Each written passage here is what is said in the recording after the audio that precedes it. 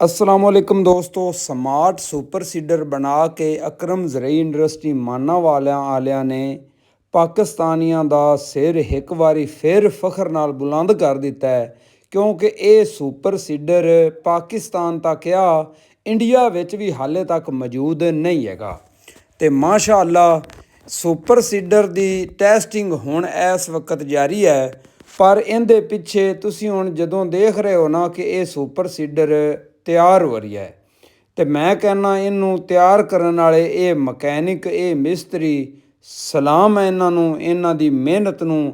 ਸੋਨੇ ਦੇ ਹੱਥਾਂ ਵਾਲੇ ਮਿਸਤਰੀ ਨੇ, ਸੋਨੇ ਦੇ ਹੱਥ ਰੱਬ ਨੇ ਇਹਨਾਂ ਨੂੰ ਦਿੱਤੇ ਨੇ, ਜਿਨ੍ਹਾਂ ਨੇ ਇਹ ਆਪਣਾ ਜ਼ਿਹਨ ਦਿਮਾਗ ਲੜਾ ਕੇ ਹੱਥਾਂ ਦੀ ਕਾਰਾਗਰੀ ਵਿਖਾ ਕੇ ਇਹ ਪਾਕਿਸਤਾਨੀ ਕਿਸਾਨਾਂ ਨੂੰ ਸਮਾਰਟ ਸੁਪਰ ਸੀਡਰ ਬਣਾ ਕੇ ਤੇ ਇੱਕ ਤੋਹਫਾ ਦਿੱਤਾ ਹੈ, ਜਿੰਦਾ ਕੰਮ ਵਜ਼ਨ ਹੈਗਾ। ਟਰੈਕਟਰ ਅੱਗੋਂ ਉੱਠੇਗਾ ਨਹੀਂ ਔਰ ਇਹ ਹੌਲਾ ਚੱਲੇਗਾ ਔਰ ਕੱਦ ਵੀ ਛੋਟਾ ਹੈ। ਮਤਲਬ ਉਹ ਬੀਜ ਉਤਾਂ ਤੁਹਾਨੂੰ ਚੋਖਾ ਉੱਚਾ ਲਿਜਾਣਾ ਪੈਂਦਾ ਸੀ, ਉਹ ਪਲੇਟਫਾਰਮ ਵੀ ਥੱਲੇ ਲੈ ਆਉਂਦਾ ਬੀਜ ਵਾਲਾ।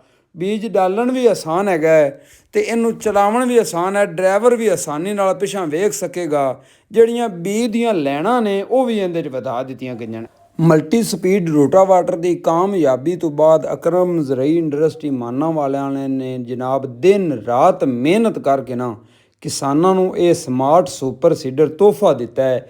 ਇਹ ਵੇਖੋ ਜਨਾਬ, ਸਮਾਰਟ ਸੁਪਰ ਸੀਡਰ ਦੀ ਤਿਆਰੀ ਹੋ ਰਹੀ, ਅਤੇ ਮੈਂ ਕਹਿੰਦਾ ਇਹਨਾਂ ਦੀ ਮਿਹਨਤ ਨੂੰ ਇੱਕ ਵਾਰੀ ਫਿਰ ਜਨਾਬ ਲਾਲ ਸਲੂਟ ਹੈ ਅਤੇ ਬਾਰ ਸਲੂਟ ਹੈ ਕਿ ਉਹਨਾਂ ਨੇ ਜਨਾਬ ਬੜੀ ਮਿਹਨਤ ਕਰਕੇ ਅਤੇ ਬੜੀ ਕਾਮਯਾਬ ਔਰ ਬੜੀ ਕਮਾਲ ਚੀਜ਼ ਕਿਸਾਨਾਂ ਨੂੰ ਬਣਾ ਕੇ ਦਿੱਤੀ ਹੈ।